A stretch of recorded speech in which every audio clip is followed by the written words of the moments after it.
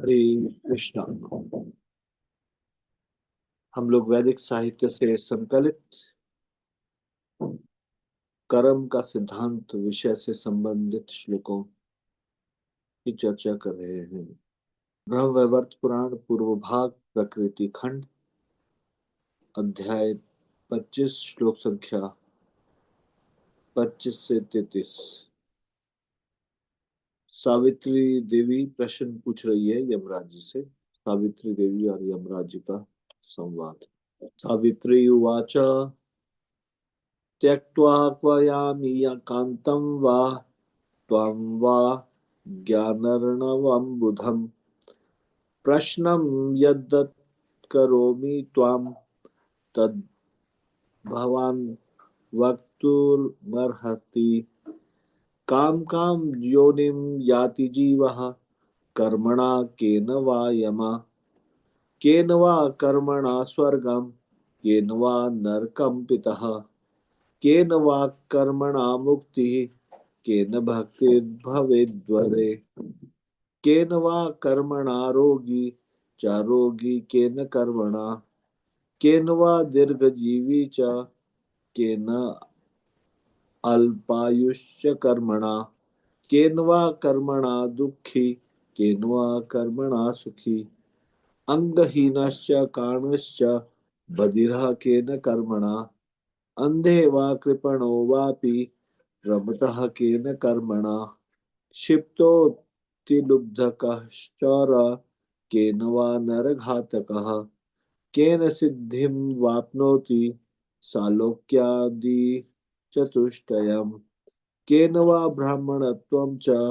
तपस्वित्वं च केन वा स्वर्गभोगादिकं केन वैकुण्ठं केन कर्मणा गोलोकं केन वा ब्रह्मन् सर्वोत्कृष्टं निरामये नरकं वा कतिविधं की संख्यं नाम किं तथा को वा कं नरकं याति कियन्तु तेषु तिष्ठति पापिनां कर्मणा केन को वा व्याधि प्रजायते यद्यस्ति भयापृष्टं तन्मे व्याख्यातुमर्हसि।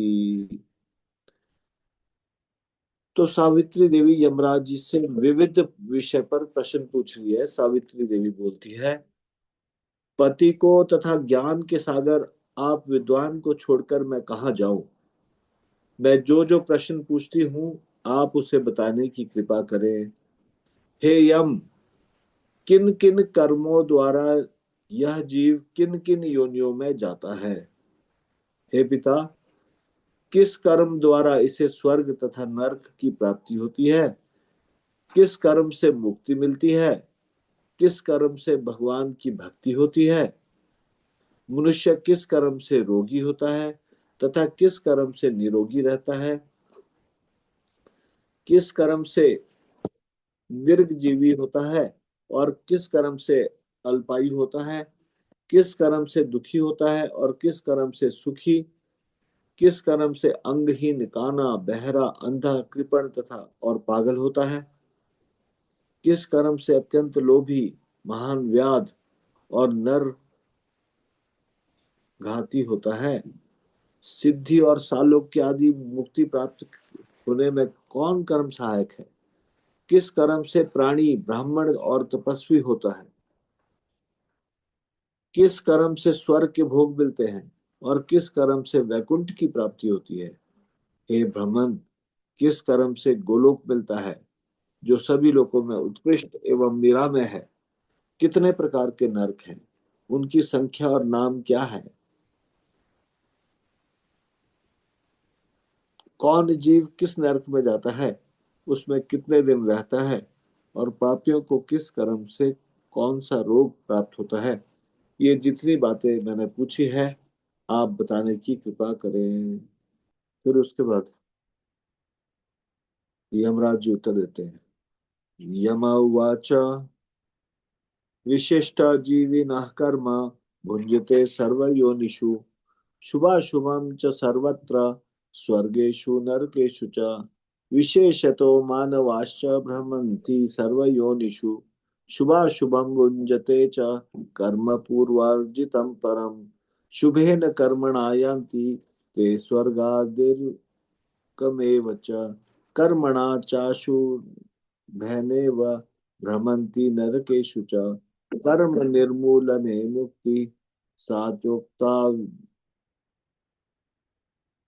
द्विविधा मता निर्वाण रूपा सेवा च कृष्णस्य परमात्मनः रोगी कुकर्मणा जीव च रोगी शुभकर्मणा दीर्घजीवी च क्षीणायु सुखी दुःखी च निश्चितम् अन्धदयश्चाङ्गहीना कुत्सितेन च कर्मणा सिद्धयादिकमवाप्नोति सर्वात्कृष्टेन कर्मणा सामान्यं कथितं सर्वं विशेषं शृणु सुन्दरी सुदुर्लभं सुभोग्यं च पुराणेषु श्रुतिष्वपि दुर्लभा मानवी जाति सर्वजातिषु मारते सर्वाभ्यो ब्राह्मणो श्रेष्ठ प्रशस्तः सर्वकर्मसु विष्णुभक्तो द्विजश्चैव गरीयान् भारते ततः निष्कामश्च सकामश्च वैष्णवो द्विविधः सति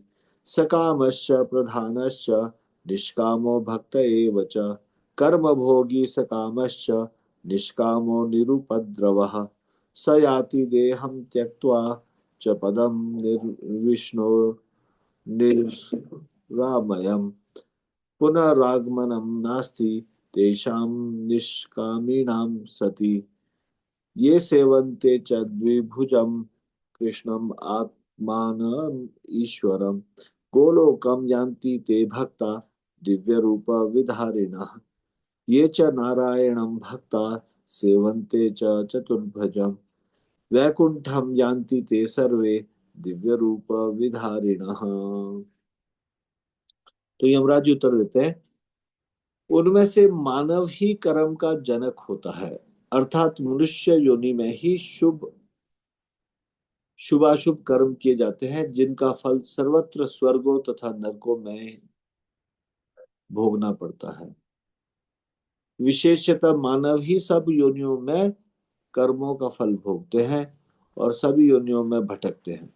मानव ही कर्म का जनक होता है मतलब जो अन्य जीवात्मा है पशु पक्षी पेड़ पौधे और भी अन्य प्रकार के जीव उनके कर्मों से कोई कर्म फल तैयार नहीं होता वो तो भोग योनि है सिर्फ मनुष्य के कर्मों से ही कर्म फल उत्पन्न होता है।